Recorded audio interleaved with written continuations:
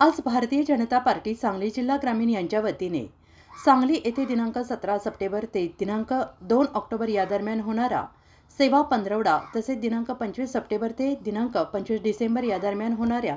आत्मनिर्भर भारत संकल्प अभियान आणि GST रिफॉर्म या विषयावरील कार्यशाळा मोठ्या उत्साहात संपन्न झाली। या कार्यशाळेत सेवा पंधरवडा समितीचे सांगली जिल्हा प्रभारी माननीय वासुदेव काळे साहेब, भाजपचे पश्चिम महाराष्ट्र संघटन मंत्री माननीय मकरंद भाऊ देशपांडे, भाजप सांगली जिल्हाध्यक्ष माननीय सम्राट बाबा महाडिक, शिराळा विधानसभा आमदार माननीय सत्यजित भाऊ देशमुख, जत विधानसभा आमदार माननीय गोपीचंद पडळकर शेठ,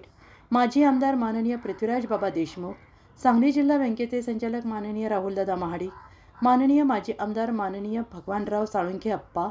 सांगली जिल्हा बँकेचे संचालक माननीय चिमनभाऊ डांगे, सांगली जिल्हा नियोजन समितीचे सदस्य माननीय वैभवदादा पाटील, डॉक्टर रवींद्र आरळी, माननीय राजाराम गरुड यांच्यासह पदाधिकारी उपस्थित होते। दिवसभरातील घडामोडींचा आढावा घेण्यासाठी पाहत रहा N24 मराठी न्यूज चॅनल।